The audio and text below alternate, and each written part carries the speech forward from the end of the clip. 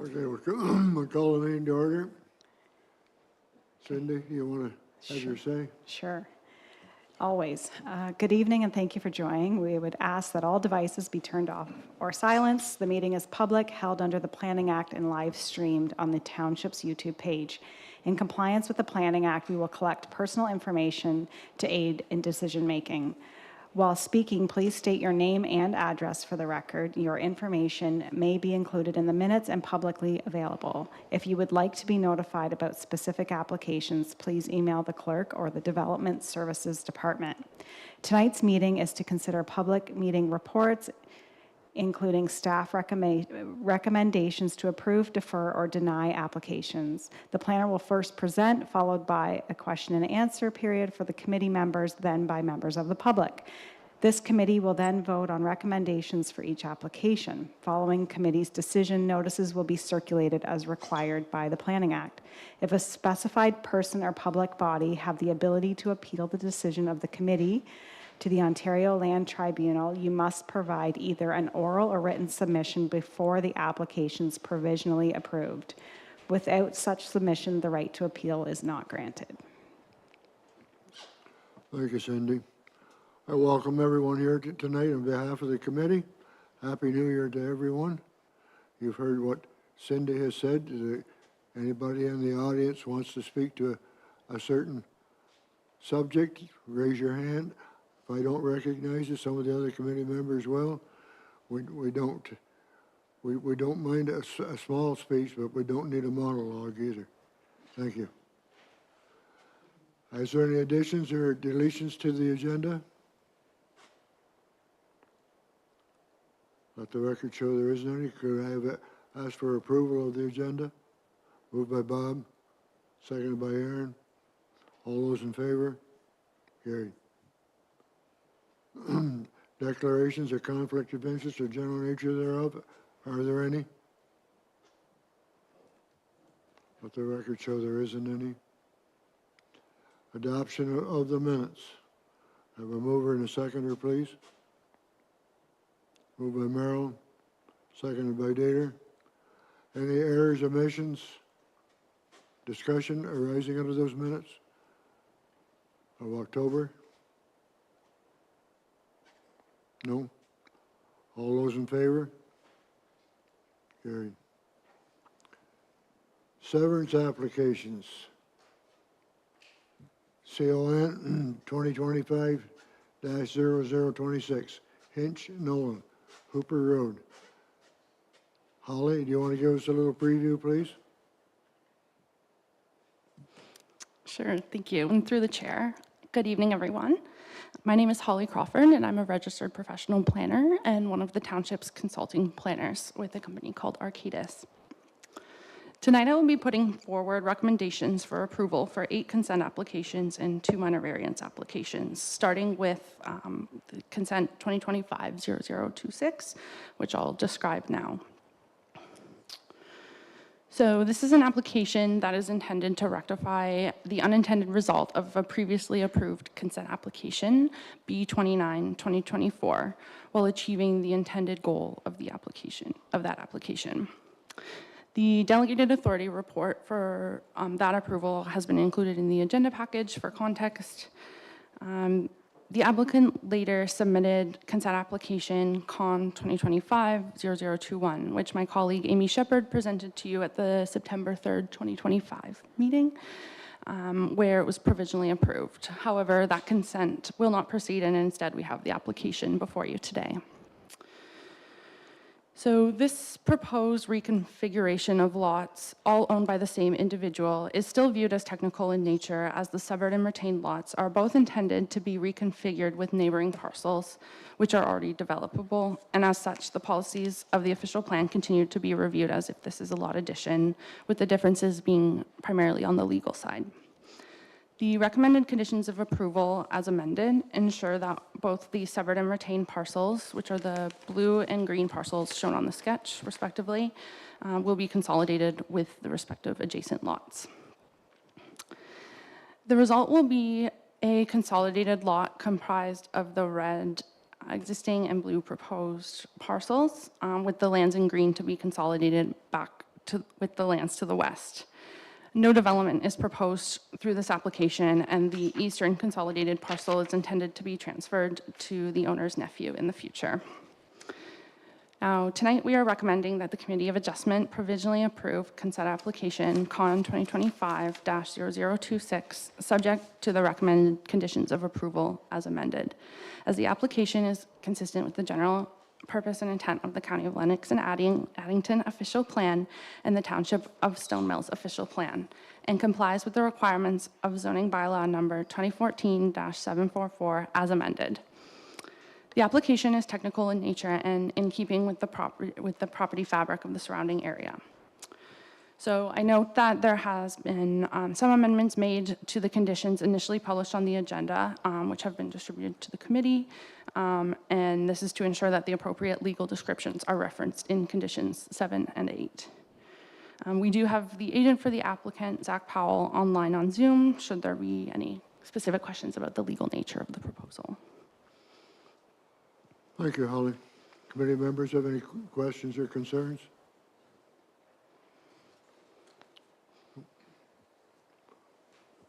Mr. Powell, wherever you are, do you have any concerns? No, I had the opportunity to speak with Holly earlier, and we made the corrections to the legal descriptions, and everything looks good to me now. Need a mover and a seconder. Do we move by Bob, seconded by Merrill, to approve? To approve? All those in favor? Carried. You're on your way. Thank you very much, sir. Thank you. Have a good evening.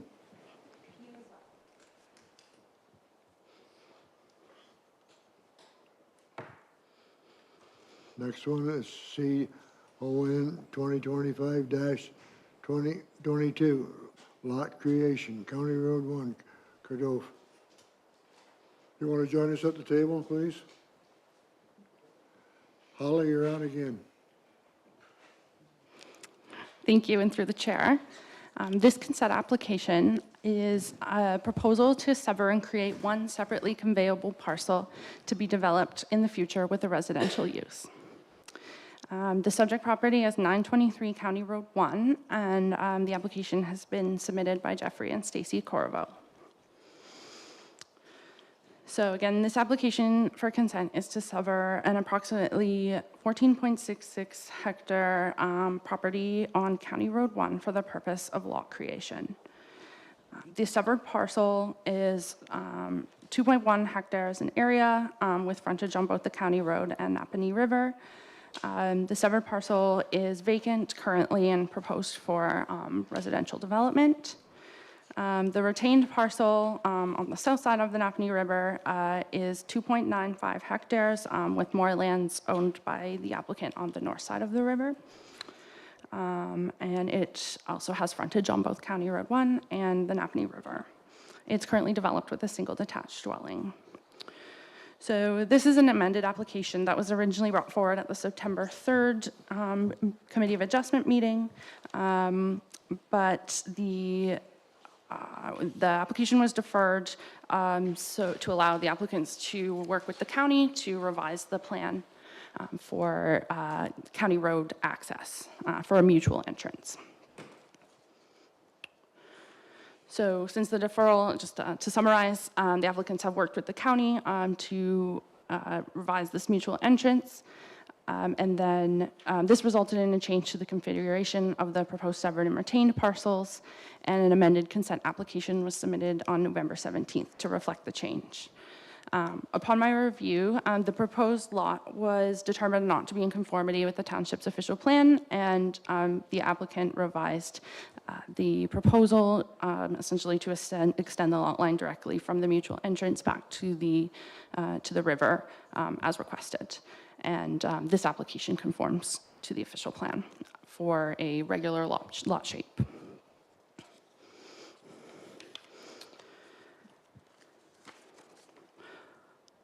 So this property is designated rural and floodplain with a bedrock resource overlay on Schedule A of the Township of Stone Mills official plan. To essentially, to meet the county requirements, the existing driveway will be removed and the new mutual entrance will be established at the interior lot lines, which will be at least 50 meters from the acceleration lane of the county road.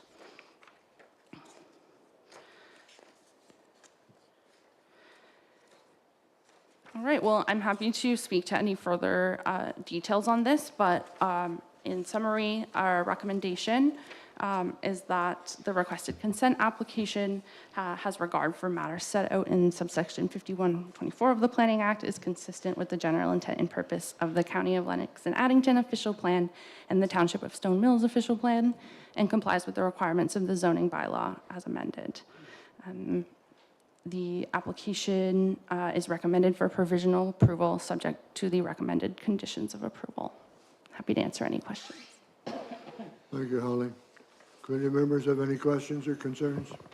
Yeah, I just want to ask the applicants whether you're now clear on what has to be done with that mutual entrance. Yeah, and also that you have to give mutual right-of-ways. That's all clear to you? Okay. Okay.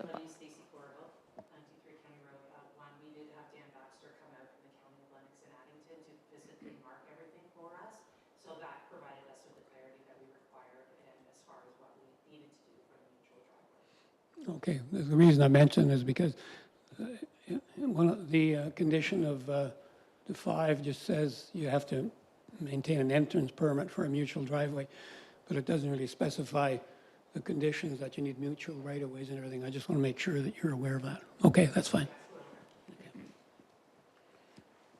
Anyone else? Well, everyone knows my opinion on shared driveways.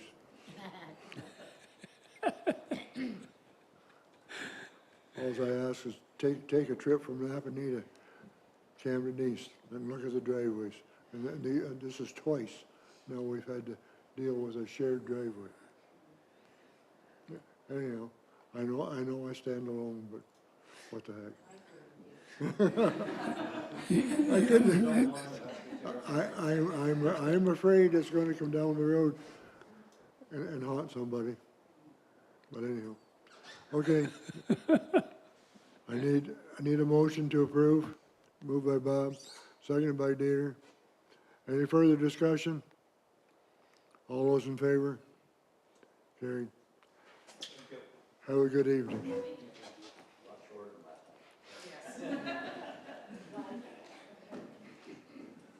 CON 2025, Severance Lot Creation, Westendorp. Who wants to join us at the table?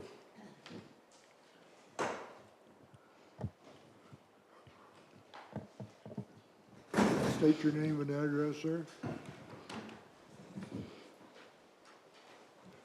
Good evening, Mr. Chair. My name is Jason Sands. I live at 77 Aragon Road, Glen Burnie, Ontario.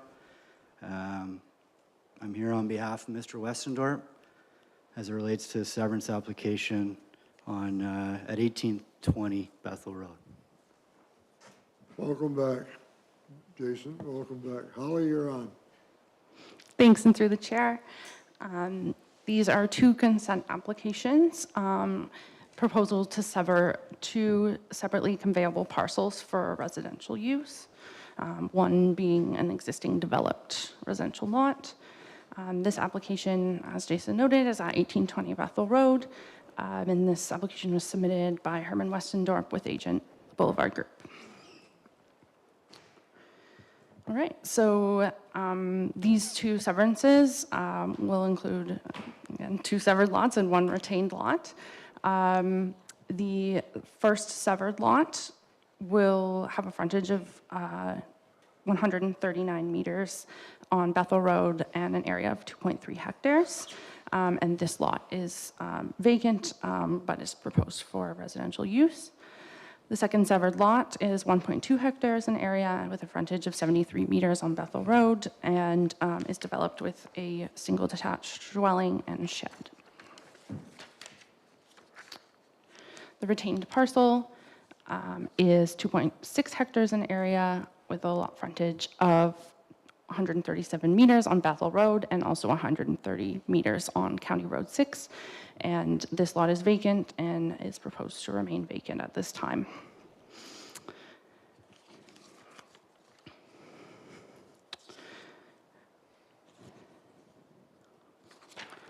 Right, so this property is designated, so this property is designated rural and hamlet in the Schedule A of the Township's official plan. The majority of the lands are designated rural with a portion designated hamlet as a narrow strip of frontage along County Road 6.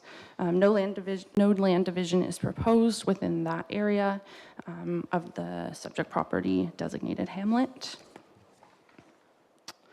I note the applicant has submitted a minimum distance separation study prepared by the Boulevard Group, and the proposed lot creation complies with MDS. Happy to answer any additional, any questions or require any additional details, but our recommendation is that the requested consent applications have regard to the matter set out in subsection 5124 of the Planning Act, are consistent with the provincial planning statement, conform to the general purpose and intent of the County of Lennox and Addington official plan and the Township of Stone Mills official plan. They comply with the requirements of the zoning bylaw, and the applications are recommended for provisional approval, subject to the recommended conditions of approval as amended. So I'll just briefly, I can speak to those, and then I can hand it to Jason. I believe everyone's received the amended conditions with the changes noted in red. So for application CON 2025-0030, the condition for the road widening was updated for clarity, and the requirement for the hydrogeological study was modified to only apply to the vacant parcel and not the developed parcel. And these changes were similarly made for application 0031. And then we have, of course, the agent for the applicant here. So I'll pass it to Jason if you'd like to add anything. Thank you, Holly. Committee members have any concerns, questions? I just want to comment on the amendments in regarding to the road widening. My original notes on this, I put down road widening question mark. As a surveyor, that the condition, the original condition was really nebulous and it was really difficult to kind of understand what was getting at. So the amendments that were proposed definitely much more clarified, and I'm happy to see that. Mm-hmm. Thanks, Peter. Anyone else have any concerns? Yes, Merrill?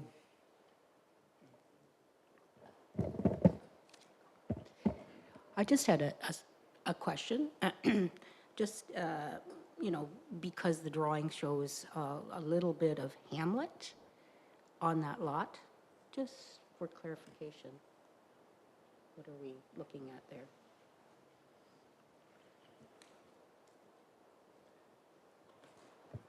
Yep. Yeah, so there is a portion of hamlet designation on there. The boundary of the settlement area doesn't, in this case, encapsulate the entire property.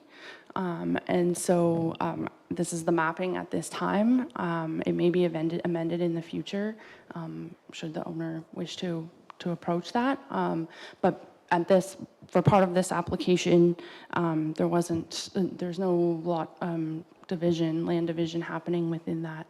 And so the rural policies were the ones generally used to assess, but they are like in conformance with the hamlet policies as well, the nature of the severance. Yeah, thanks.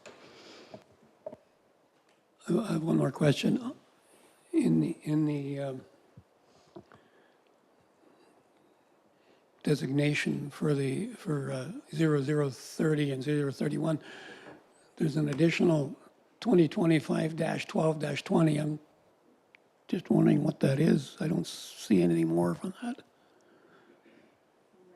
Is that just a typo or just something copied over from something else?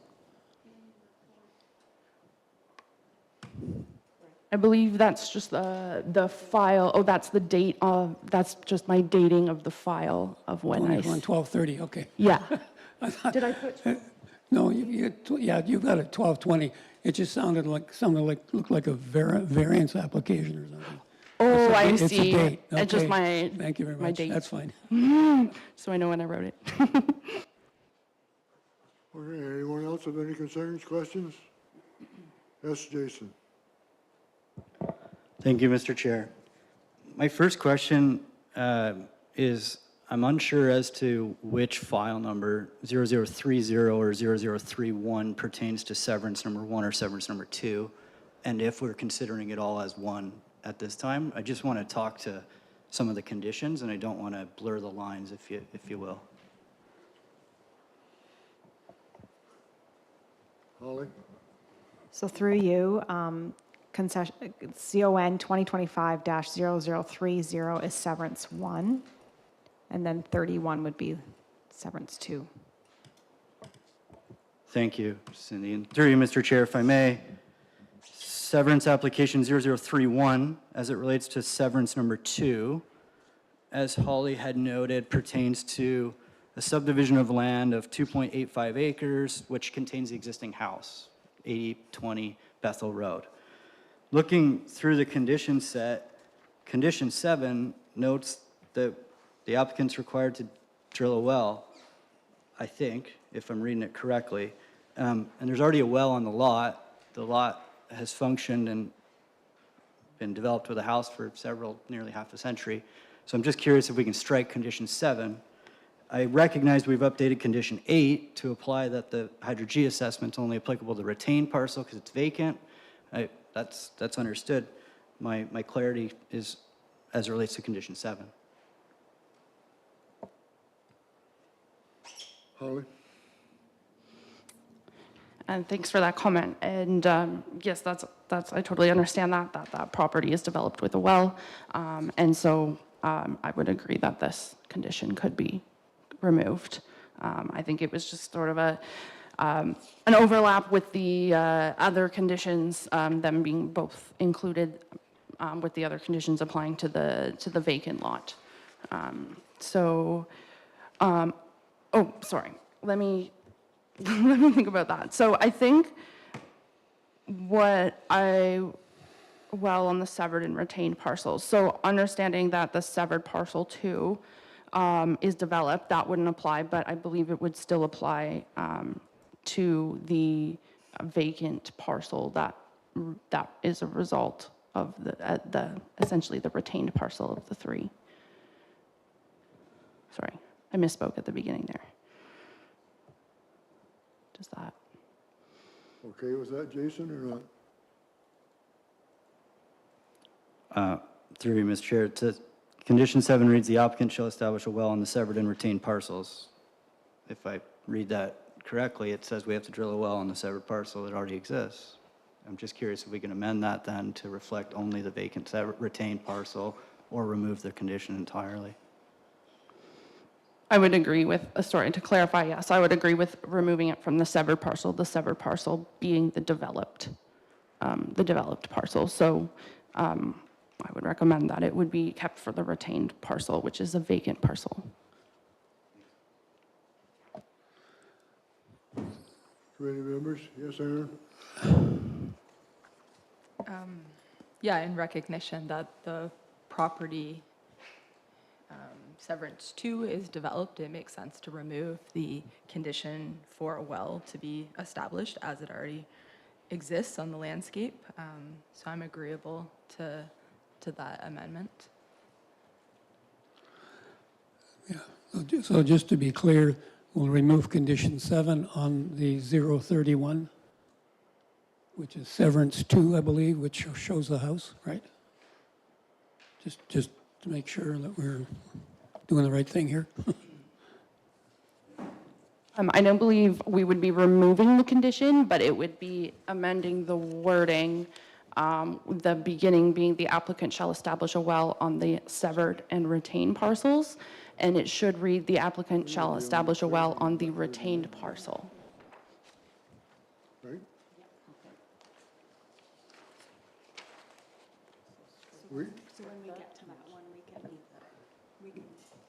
we are dealing with severance 30, not 31. So, but when we get to 31, That's my apology, Chair. I wanted Oh, to seek that okay. clarity on the start as to which one we were addressing. I didn't know if it was a whole or if we were doing them individually, so apologize for bringing up a file that may have not yet been on the agenda in order. May I go back to number 30 then? yes. Okay, we're dealing with 30. With respect to 30, we received the draft conditions on Friday. We reviewed them. We've gone back with Ms. Crawford, and we accept all changes as drafted before you this evening. We're happy to advance. Thank you very much. Okay, any members? Get a motion? Seconded by Aaron, to approve. To approve. All those in favor? Good. Okay, now we're on to 31.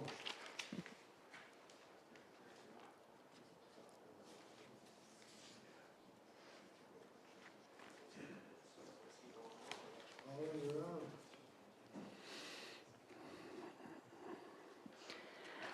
Sure, through the chair. So I did describe these two together, just because they are on the same lot. So that was my approach. But if there's any questions specifically for this severance, happy to speak to that.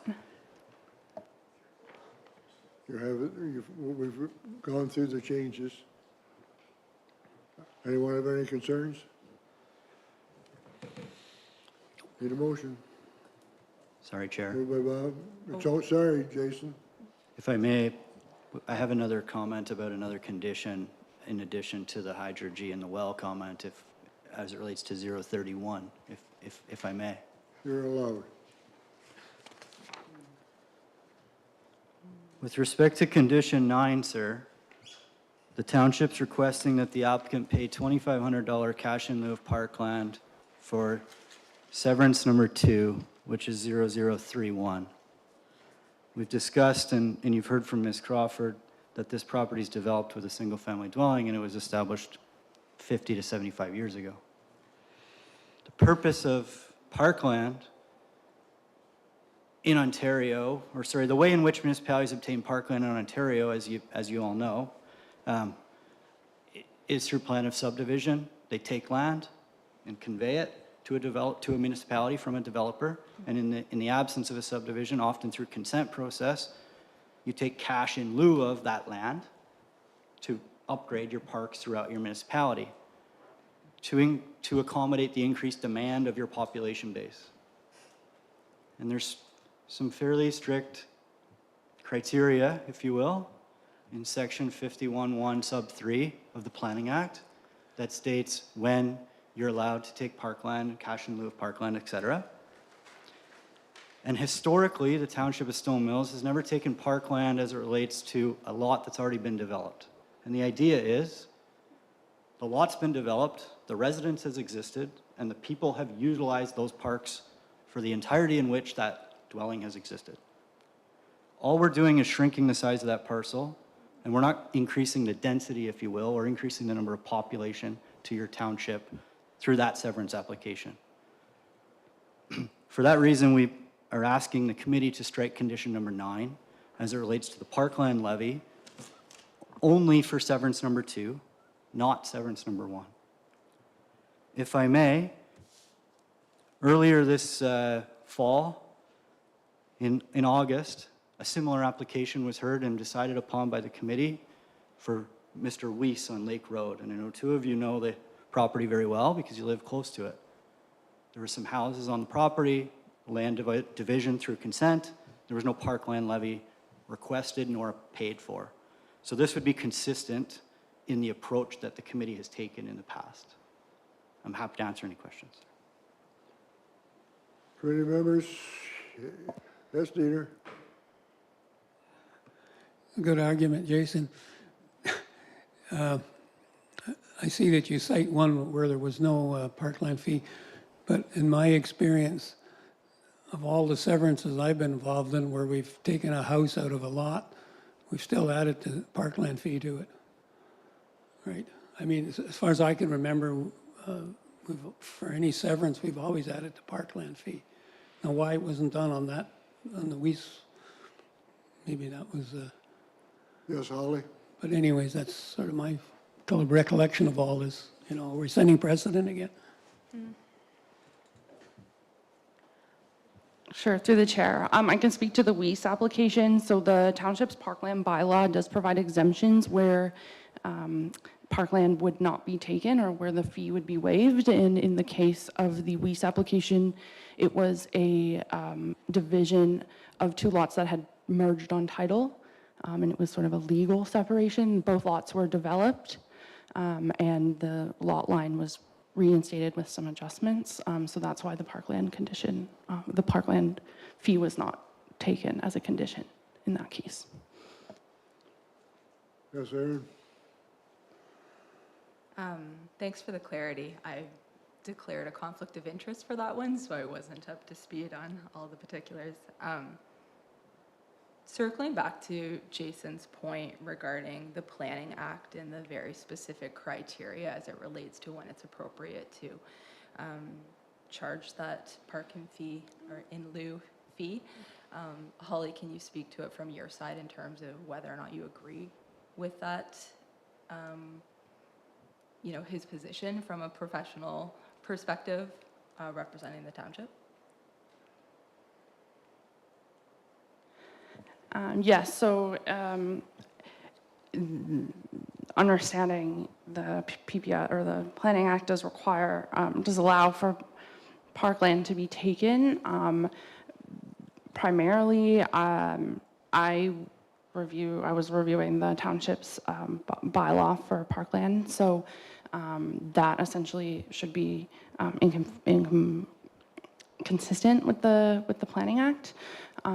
So in this case, there was no,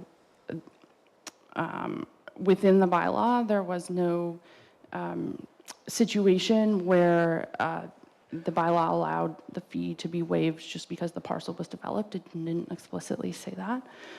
So that was the approach to my recommendation of this condition. But I'm happy to, I'll leave it to committee to determine whether they would like to require that. Of course, Jason does have the history, more historical experience with the township, so I can appreciate that.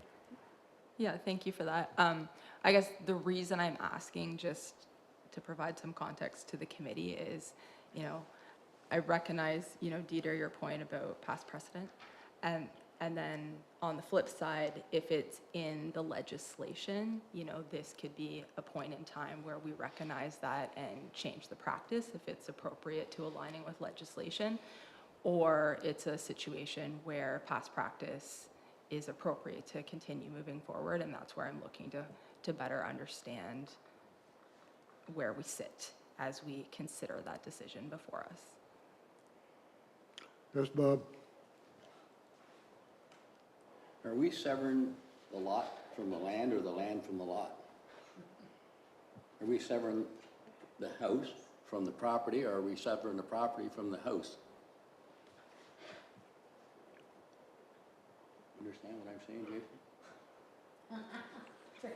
Through you, Mr. Chair, no, that's a good riddle. We're leaving the house, we're keeping the land, but we're shrinking it in size. Everything else is staying the same, the driveway, the septic, the well, the house, the garage and accessory buildings. It's just gonna basically get squished in terms of the side yards, if you will. I don't know if that means we're severing the land or we're severing the house. I'm not sure. Would it make a difference? It would make a difference only depending on which term you used for which lot. So we've called it a severed lot instead of the retained. We could have called the severed lot fronting County Road 6 instead of the house. That would make a difference, but in this case, we're just calling it a severed lot. Marilyn, you had a question? Then I'll be back to you, Aaron. I was only going to say, how would one word that to take that? If you were to take number 9 out, how do you word that? Because I'm rather unclear. Are we saying that we have never done that before? Or we have done that before? Taken it out when it was already developed? Are we saying that maybe someone already paid for that lot, the 2,500? And now they're taking 2 more pieces off? I'm unclear. Okay, Aaron, you're back on again.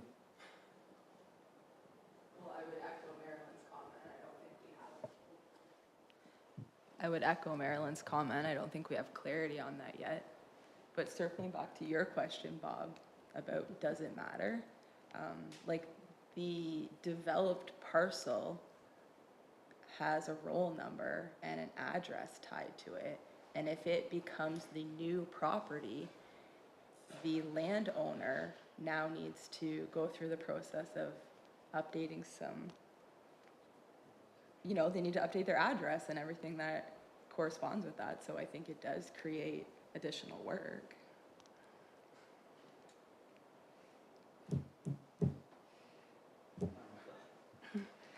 Sorry, Mr. Chair, I don't know if that's a question for me. I can answer or speak to it if that is desired. In my experience, the address wouldn't change. The 1820 Bethel Road and the access and driveway entrance and everything would stay the same. Of course, there would be a survey done to refine what area of that land is applicable now to 1820 Bethel Road. So we'd survey it, and then that would be registered, and a new legal description would be created through the survey process. And MPAC would assign a different taxation rate, obviously, because there's a different size of parcel, et cetera. So there would be change from an administrative point of view. But separating that from a parkland component, the position is that from us that there would be no change from a population increase or a density increase through this application on that parcel of land, given that existing house. But I don't disagree from a administrative processing workload point of view. That's the application fee process, and that's how the municipalities recoup their fees through that process. My last thoughts on this, to your question, I consider this to be a lot severance. Not that we're taking the house out, we're creating a new lot, happens to have a house on it. Okay, and if the township regulation requirements are that the severed parcel pay the parkland fee, then, it's the way it is and until it gets changed. So my personal opinion, we leave the condition in. That's just the way I feel. That's the way I feel. Ms. Jason? Thank you, Mr. Chair. My question then is, and I know this hasn't gone to vote, if the conditions to stay, the cash in lieu of parkland bylaw in the Township of Stone Mills was authored in 2002. So it's 24 years old. Planning Act is newer.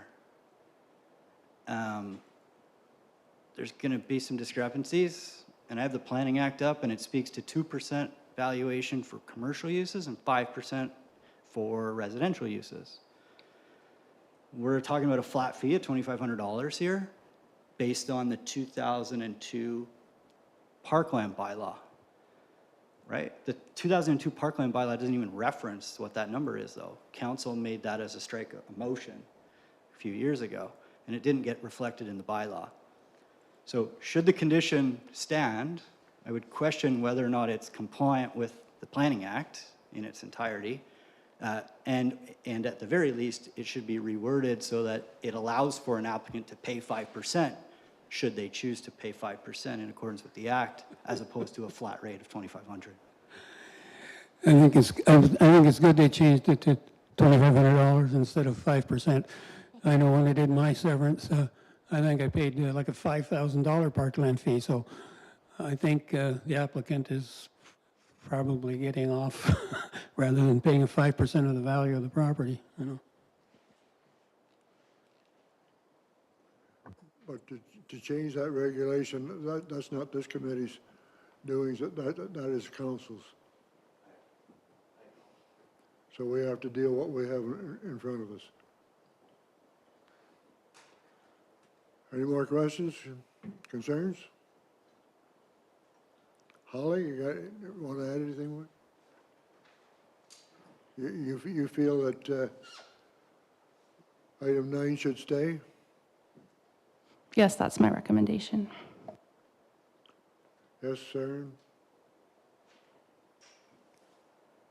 I'm wondering if the committee can make a recommendation back to staff to make council aware of this situation and recommend that staff conduct a review of the bylaw and bring forward proposed updates, because we have legislation that's misaligned potentially through Jason's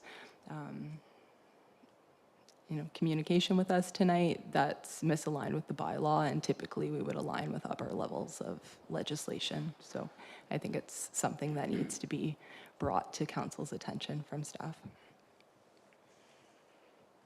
Okay, well, let's deal with this severance first before we send a note off to council. Any more concerns or questions? If not, I need a motion to either approve, defer, or deny. Yes, Bob?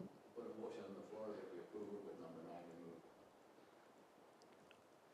I have a motion to approve with item 9 to be removed. Do we have a seconder?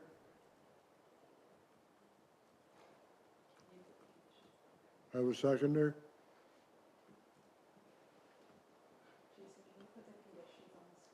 Motion's lost.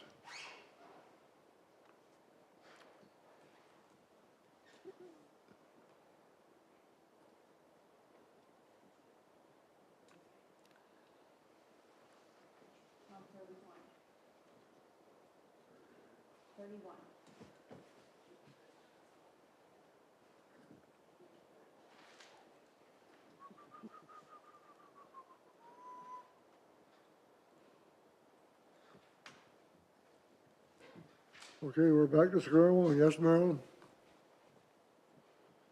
I hate doing this. Pardon me?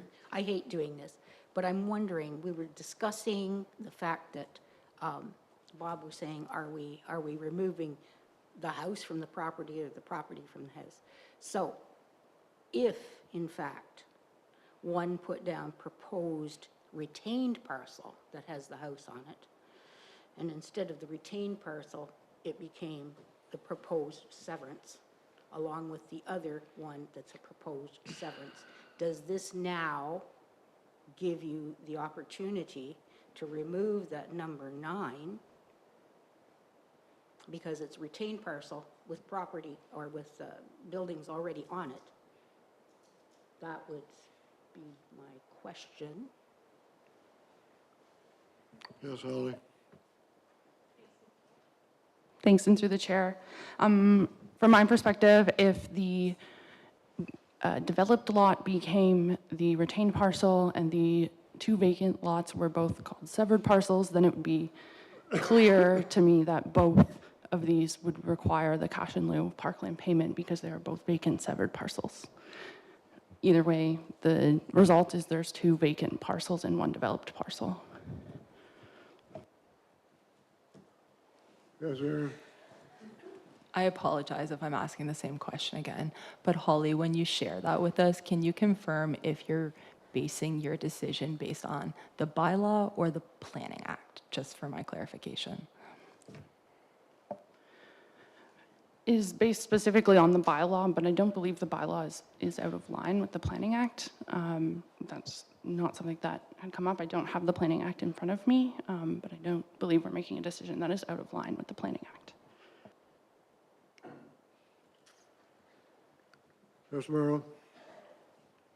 To be clear, my suggestion would not result in any great savings to the applicant, the owner, because instead of applying the $2,500, to the two on either side of the lot that has the house on it, you're still paying $2,500 on each of those and not on the one that has a house on it. But if you leave it the way it is, now you're not paying anything on the retained, but you are paying on the lot that has the house on it and on the proposed severance one.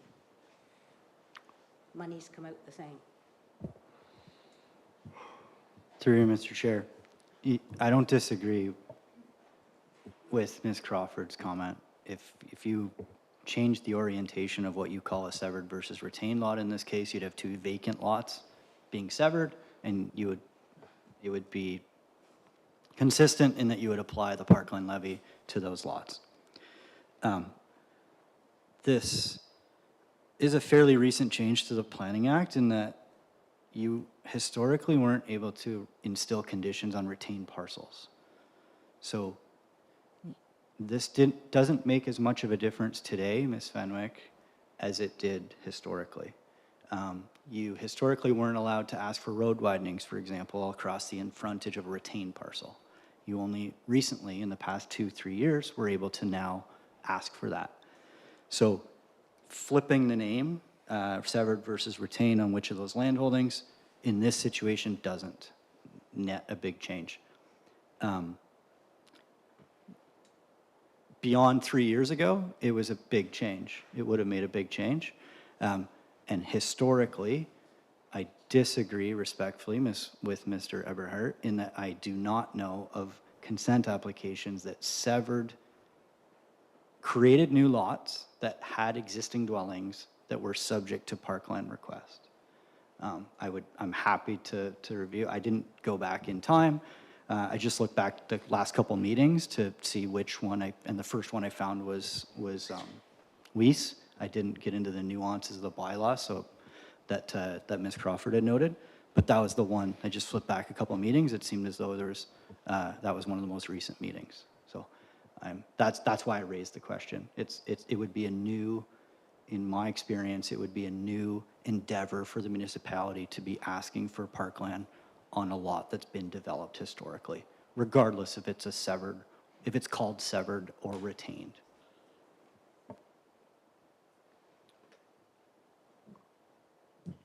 Okay. We need a motion. We've already had one that was turned down.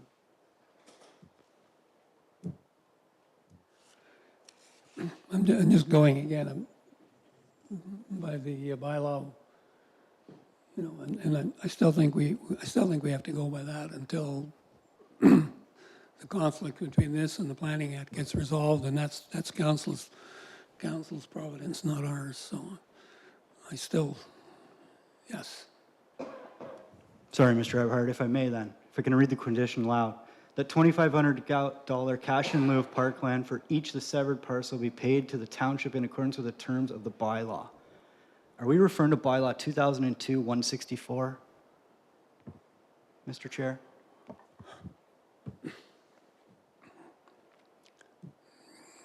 You would know.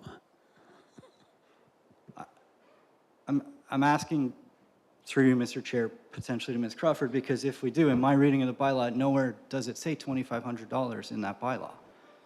So the condition, to me, doesn't really read accurately then. The bylaw doesn't contain the dollar figure. Yes, Brandy?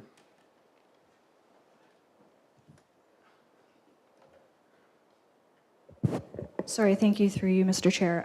If I may, so as mentioned by Mr. Sands, council by resolution incorporated the $2,500 fee outside of the bylaw. So if you want to amend it to keep the $2,500, I would suggest that it would include the resolution number, which we can pull up. Chair, thank you for that, Ms. Teeple. My request would be that it be flexible and that it allow for 5% and or the flat fee, maybe the lesser of. That would be consistent with the Planning Act if the committee is so inclined to keep this. That would provide the owner the option even though in my opinion and assessment that it's not required based on it being a developed parcel. Okay, you've heard it.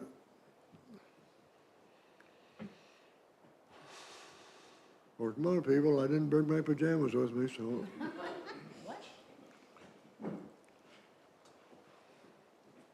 Yes, Bob? Passed as noted. Pardon me? Passed as noted. Severance is passed as noted. Okay. Have a seconder? Dieter?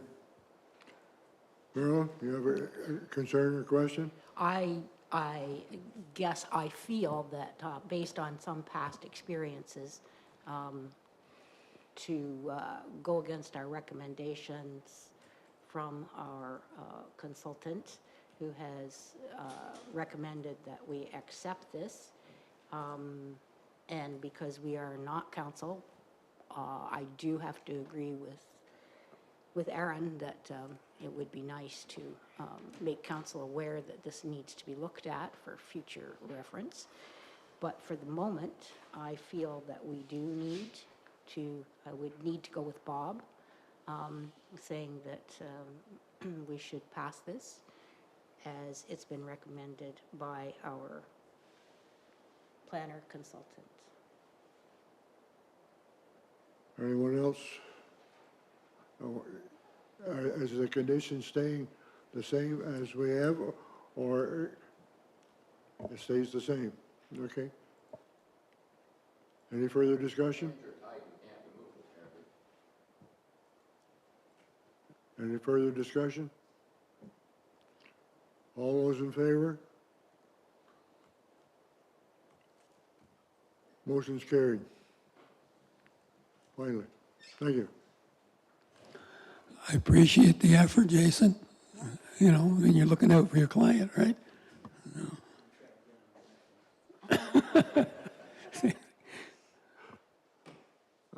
Okay, next one is 2025 -0032.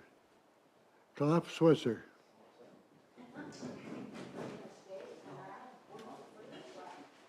Okay, Holly, you're on.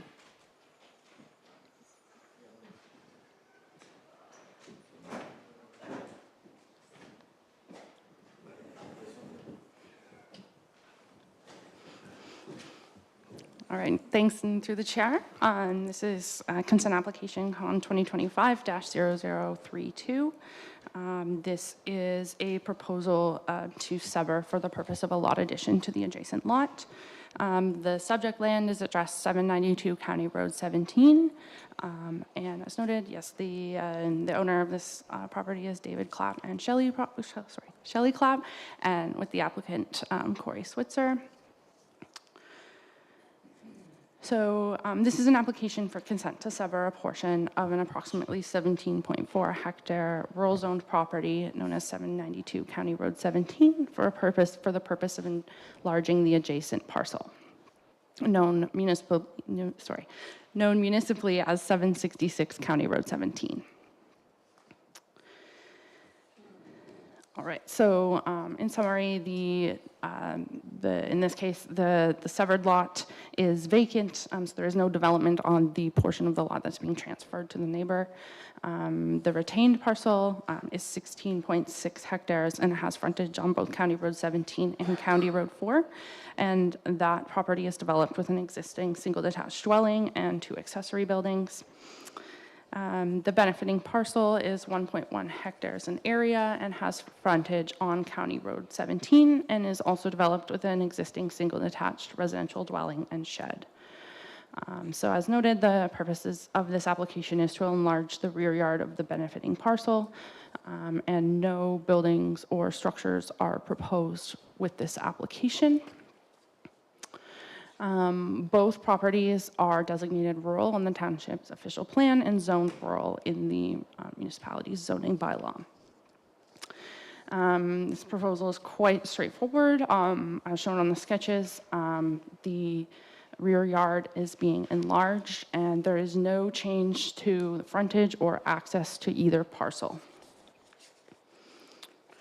So again, happy to answer any specific questions, but in summary, our recommendation is that the requested consent application has regard for the matters set out in subsection 5124 of the Planning Act, is consistent with the provincial planning statement, conforms to the general purpose and intent of the County of Lennox and Addington official plan and the Township of Stone Mills official plan, and complies with the requirements of the zoning bylaw as amended.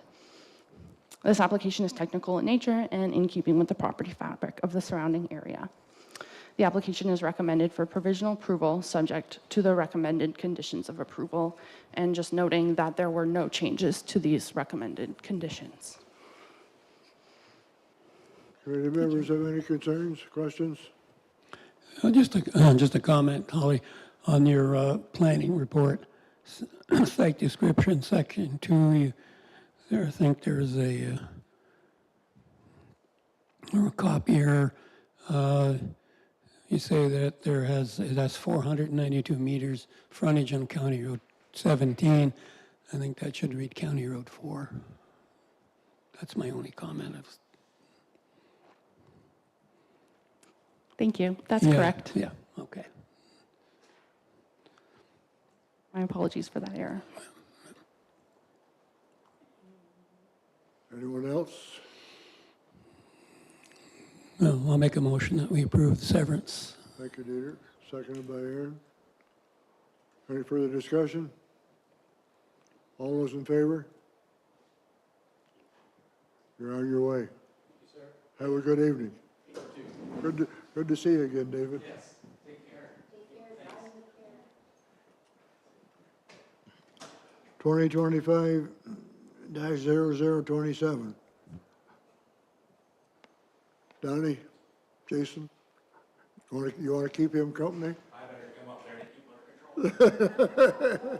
under control. I think it's a good idea. Go ahead, Holly.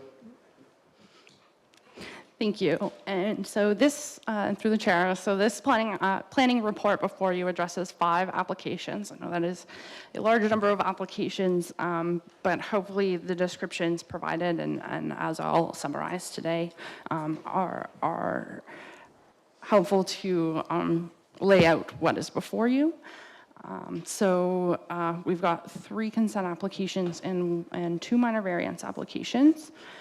So this is a proposal to sever 2 parcels for the purpose of lot additions and create 1 separately conveyable parcel for continued residential use. And then also to introduce an easement on that severed parcel.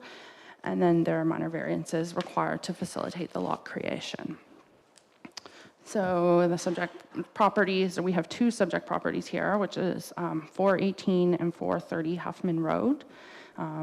This was submitted by Don Wemp and 2311217 Ontario Inc., alongside agent the Boulevard Group. All right, so files CON 2025-0027 and -0028 are applications for consent to sever 2 parcels from an approximately 2.18 hectare rural zoned property at 430 Huffman Road for addition to the abutting lot at 418 Huffman Road. File CON 2025-0029 is an application for consent to sever 1 new parcel from the approximately 41.3 hectare property resulting from the aforementioned lot additions and is located at 418 Huffman Road for the purposes of creating a new lot. Now, the report contains all of the kind of pieces spelled out for you for the sake of not creating too much confusion. I will not read those out specifically, but I can speak to the resultant 3 parcels. So at 418 Huffman Road, the severed dwelling will be occupied on, located on one of the lots. And this is a proposed lot area of 0.88 hectares and a frontage of 76 meters. Again, this lot is developed with the existing single detached dwelling, And there's a proposed easement for access to the retained farm parcel at the rear of the property along the existing driveway. The retained parcel that results from that severance is also currently addressed 418 Huffman Road. It will have a lot area of approximately 40 hectares and a frontage of approximately 100 meters as a result of the lot additions that are happening prior to that consent that are part of this report before you. And the large retained parcel is intended for continued agricultural use and is developed with 3 agricultural storage buildings. The property at 430 Huffman Road, which is essentially the lot that is giving property to the adjacent lands, that will still contain the retained dwelling on the retained, and it will have a lot area of approximately 0.9 hectares and a lot frontage of approximately 105.7 meters, and will contain the existing dwelling. So again, no additional development is proposed through this application. To facilitate the proposed lot creation and lot additions, the applicant has submitted minor variance applications to those 2 that I noted. So MV 2024-0011 is seeking relief from the bylaw for the retained lot at 430 Huffman Road. This is for a reduced lot area with the minimum being 1 hectare and the proposed being 0.92 hectares.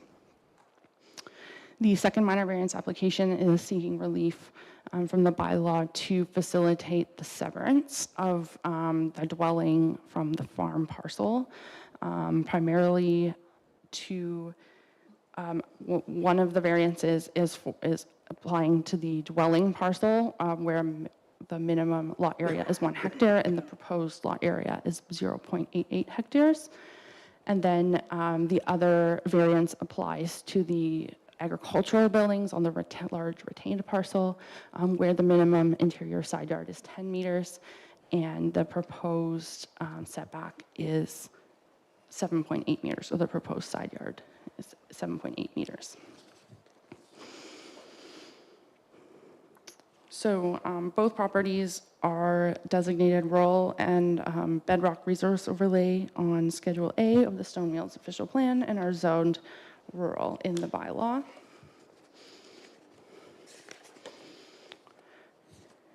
And then all 3 lots are on an existing public road, which is maintained year-round, and each property has existing driveway access with sufficient frontage on the retained agricultural parcel for a future driveway if that would be proposed. Again, happy to answer any specific questions. I'll read my recommendation and then I can speak to the amended conditions. So for the consent, in summary, my recommendation for the consent applications is that that these files be provisionally approved, subject to the recommended conditions of approval as amended, as the applications have regard for matters set out in the Planning Act, are consistent with the PPS, conform with the general purpose and intent of the County of Lennox and Addington official plan and the Township of Stone Mills official plan, and will comply with the requirements of the zoning bylaw as amended, subject to the recommended conditions of approval. I'll read my recommendation for the minor variance as well. I know we're dealing with five applications, but so further is the opinion of the Township's planning consultant that the Committee of Adjustment approve the associated minor variance applications, MV 2025-0011 and MV 2025-0012, subject to the recommended conditions of approval, as the applications are minor in nature, are desirable and appropriate, and maintain the intent and purpose of the Township of Stone Mills official plan and zoning bylaw. So the conditions, in terms of amendments to the conditions, I think we'll have that, if we can have that brought up on the screen, the amended conditions.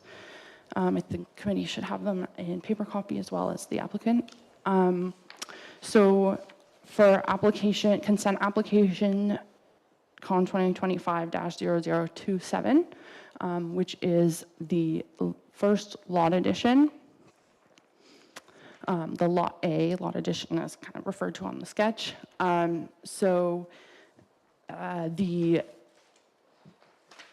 This is a lot addition, and so initially the cash in lieu of parkland condition was required there, but because there's no new lot, that condition was removed. We've also updated the road widening condition to be consistent with the Weston Door application that we discussed previously, just because I think we can all agree it's a bit clearer. So that is for 0027 and 0028. Both of those amendments were made to both of those set of conditions because they are both lot additions. Now, Con 2025-0029 is the creation of the severed lot and retained lot that essentially are the outcome of this set of applications. We've again updated the road widening. We've added a condition for the easement that is proposed just to make sure it's clear in the conditions that that easement is going to go through. That's condition 11. And then for condition 12, we've just added an advisory condition based on Public Works comments that were provided in terms of the necessity to update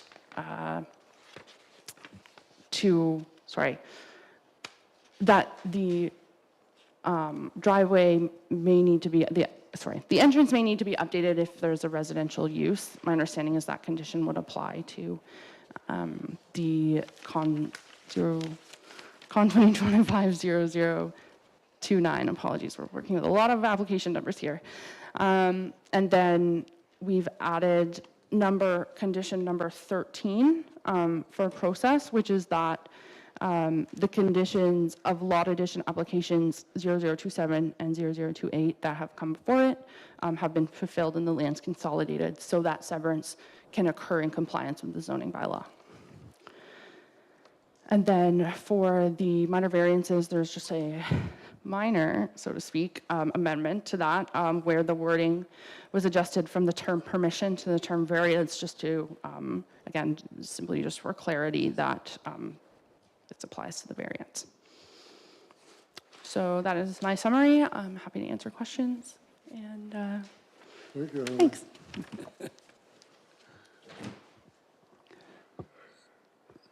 Go ahead, dear. I agree with you in this case, Jason, that parkland fee should not be applied to a lot addition severance. We've never applied that condition to a lot addition severance. So I'm with you on that one. You won one.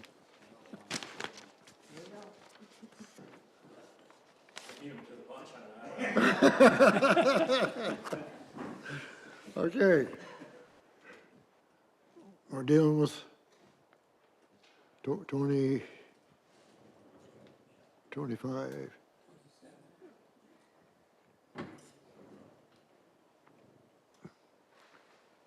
Need any further discussion? Need a motion? Moved by Dieter, seconded by Aaron. Okay. Any further discussion? All those in favor? Carried. Onward to 28. All addition again. Need a motion? Moved by Bob, second by Beryl. Any discussion? All those in favor? Carried.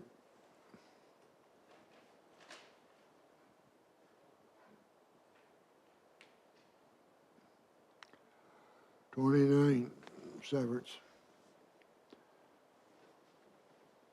Need a motion? Aaron? Bob? I assume it's a motion to approve. Any further discussion? All those in favor? Sorry, Jason. Thank you, Chair. I'll spare us the discussion of condition 8, because we spent a good amount of time, and I suspect it'll stay, unless Donnie wants to take it away. I'd really like you to waive it here, Yeah. because then I could call Herman. Yeah. I mean, we have an existing house. It's the same discussion. We're creating a new lot for an existing house. We're not adding to the population base, and we're basically protecting farmland. We're protecting farmland so WEMP can continue to farm the land with 5 applications and keep the 2 houses in municipal tax roll and sell those off to new residents to the Township of Stone Mills. And we're paying parkland levy on existing house. That's the point on condition 8. I do have another comment I'd like to make on condition 11. But if there's discussion that is to be had about condition 8, I'd be happy to participate.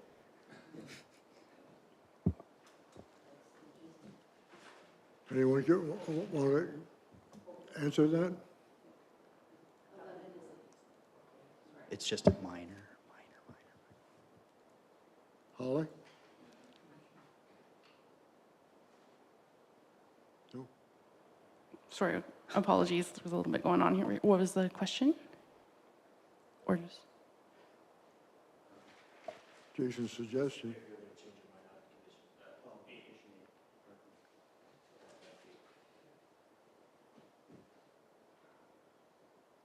Your motion, want to leave as is?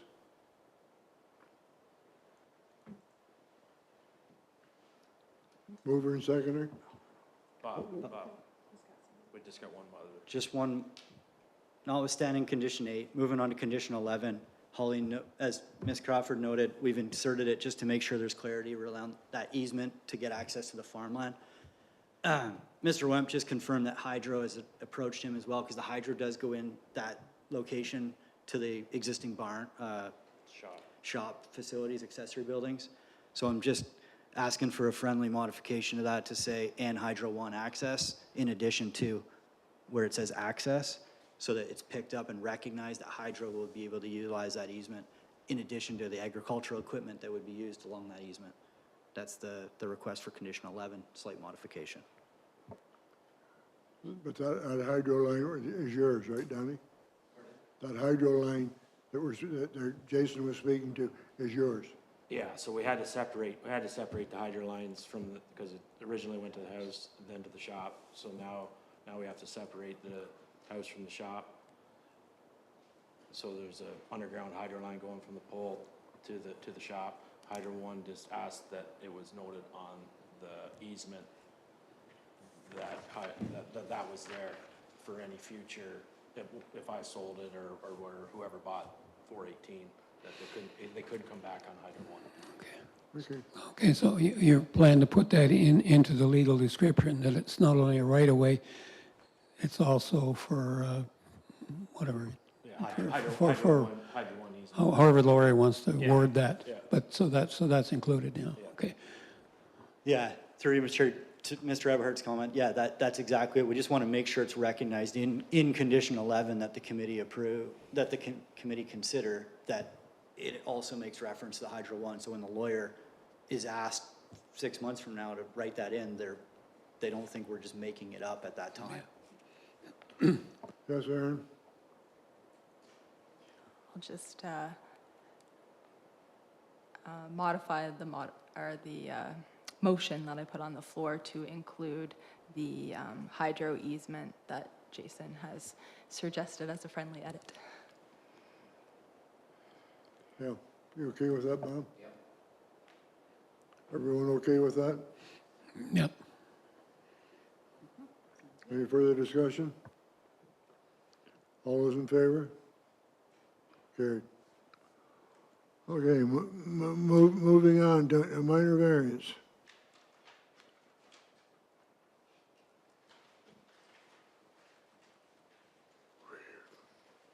Holly's already given us the preamble on that. Any discussion?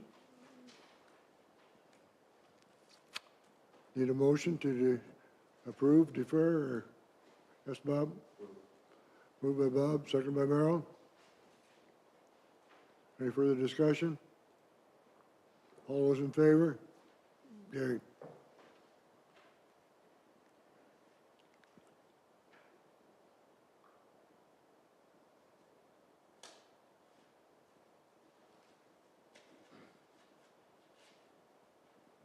One more.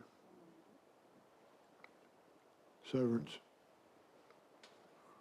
We had a discussion on it. Committee members have any concerns? Need a motion? Moved by Merrill, second by Bob to approve. Any further discussion? All those in favor? Carried. Have a good evening, gentlemen.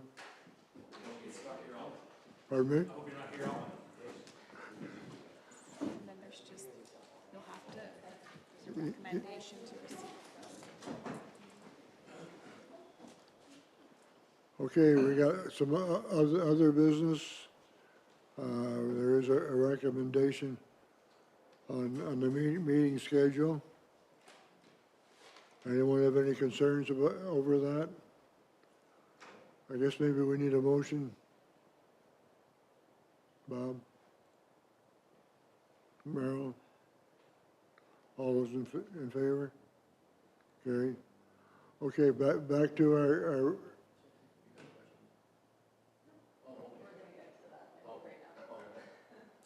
back to what we were going to talk about recommending to council. Let's open. Can you, how do you want it, Aaron? I'll let you be the construction. Sure, I'll take I'll do my best. But I guess the recommendation would be for staff to report back to council that the committee was made aware through the discussion tonight that there may be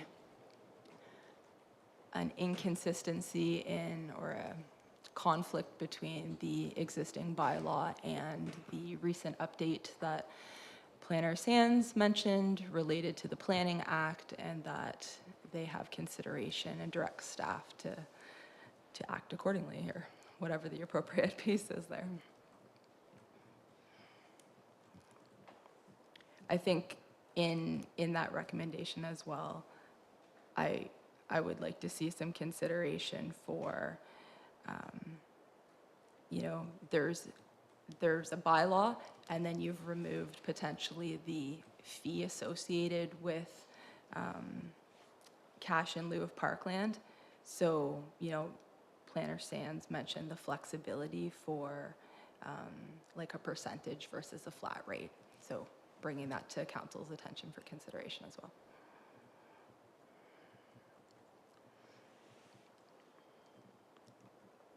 Anyone want to add to that?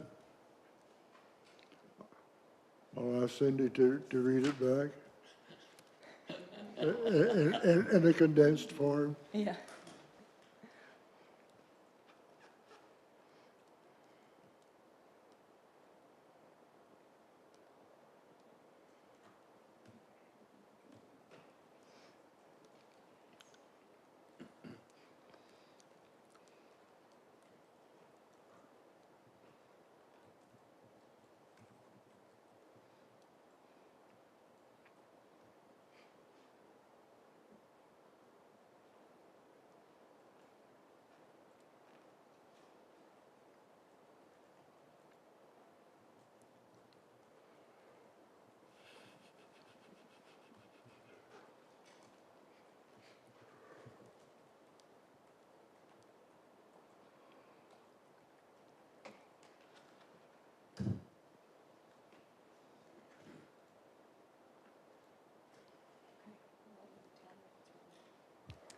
Okay, so the recommendation is that staff report back to council of inconsistencies between the cash in lieu of parkland bylaw and the Planning Act, and a review of the bylaw include consideration given for flexibility of a flat rate or percentage charged.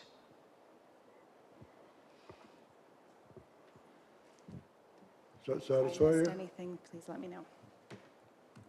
Yes. Okay?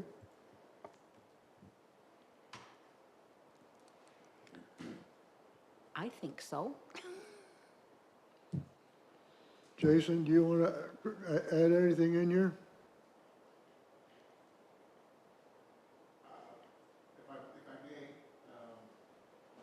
do we just potentially add the word potential inconsistencies to the recommendation? Yes, I think that's an excellent addition. So you make that a motion, Aaron? Yes, please make that amendment. Have a seconder? Merrill? Any further discussion? All those in favor? Brandy, do you have anything to add to the committee here tonight? Through you, Mr. Chair, just looking back to the parkland bylaw, I do have the resolution number passed by council that incorporated the 2,500 flat fee. So we can just incorporate that resolution next to the bylaw within the minutes. We'll note that resolution number.